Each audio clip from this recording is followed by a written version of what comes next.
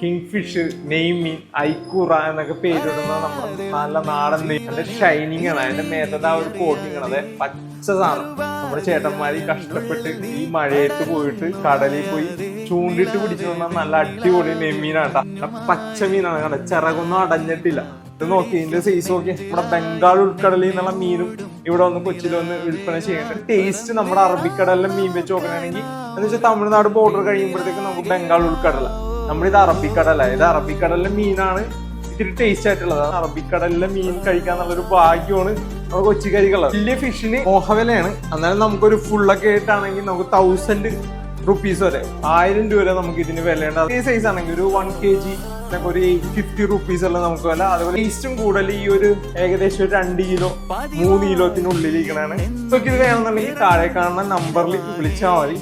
അപ്പൊ എല്ലാരും പറയുന്നു 916 കാരിയർ നൽകുന്നു 916.